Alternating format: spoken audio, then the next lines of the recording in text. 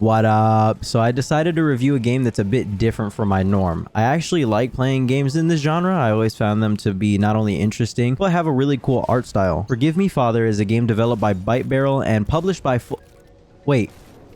The game's got a super awesome style to it that I really like. That's sort of like a comic mixed with a cardboard cutout story type of thing. If you like Doom, Proteus, Lovecraftian stories, or anything along those lines, this game is definitely going to be something that might interest you. Something I wanted to leave here as a note, I'm not sure what happened with OBS, but the recording came out super pixelated on my first go, and it was a little laggy, so I had to change my encoder settings on OBS. You really gotta love the inconsistency. And another thing, I literally made it super far and completely forgot to record, so there's an entire segment of footage that's just missing from the video, but it's not going to make the review any harder, so don't worry about it. The gameplay is awesome. It's got a pretty good story, which I will not be getting into because I don't want to spoil the story for you guys. That's something that I would rather you experience for yourself. There are some pretty interesting mechanics. First off, with the zombies, if you shoot the fat zombies 99% of the time, they will just crawl around instead of immediately dying unless you headshot them. The liquidators have a mechanic where if you headshot them, they will splash and start to run at you. If you headshot them again or just shoot their body, they're just gonna die. Regular zombies, for the most part, will die in one shot with a headshot or just by being stabbed. But if you headshot some zombies, they might replace their head with another head that they were holding in their hand, and then you have to headshot them again to kill them for real. Another thing to mention, as if this wasn't known before, don't, and I'm serious, do not trust the barrels.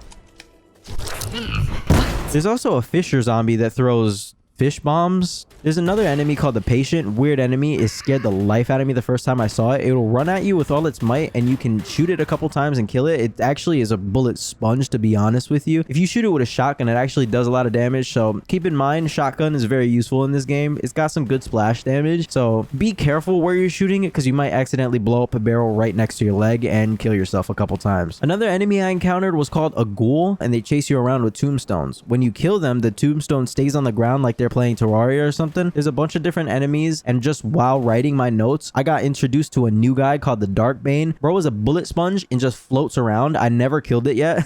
Seeing as there are so many enemies that just keep getting introduced, I'm just gonna let you see them for yourselves throughout the footage. I can't really just keep on talking and talking about every single one of them. This game, like other Doom-inspired games, also has consumable secrets, basically hidden behind maybe a wall or on the other side of a plank or something. There's healing items, shield regen items, as well as some ammo. You can find these on different parts of each level. Some of these levels actually might have 1 or 2, maybe 5 plus that you can find. I chose to play the game on hard mode, and to be honest, these come in handy sometimes because you honestly just don't have enough ammo. You might have to run around the map evading and stabbing, which really is not very fun. There's a bunch of different guns that you could collect as well. You have your knife, pistol, shotgun, Tommy gun, an MP18, a harpoon, and a bunch of other different weapons, which can be upgraded to make them absolute beasts against zombies. This game has a huge skill tree that isn't all too bad, actually. Another thing that I ended up finding was the Tormentor, which is apparently a secret weapon, which I didn't even realize when I picked up for the first time. This thing is a monster.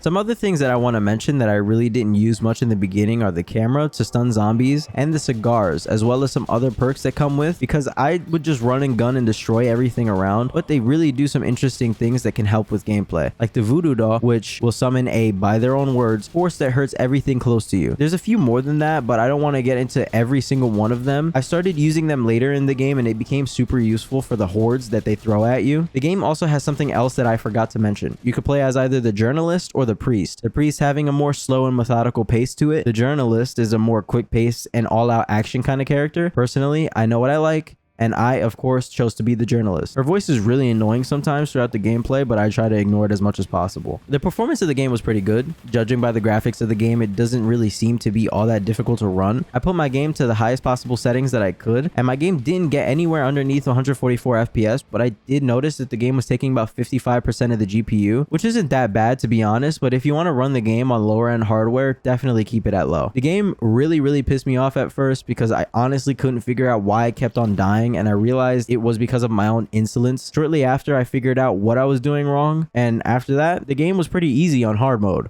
The game is actually pretty awesome. I'm surprised I had as much fun as I did because I honestly wasn't expecting it to be so good after I gave it a second shot. The game's got a lot of depth and the art style is definitely different, which is another aspect of the game that I really like. I found myself running back and forth around the maps just to find a lot of the secrets that they hit around, maybe read the notes that I might have missed, and I don't find myself doing that on a lot of games that I play. I give this game a solid 8.3 out of 10. Now, on to Forgive Me Father 2.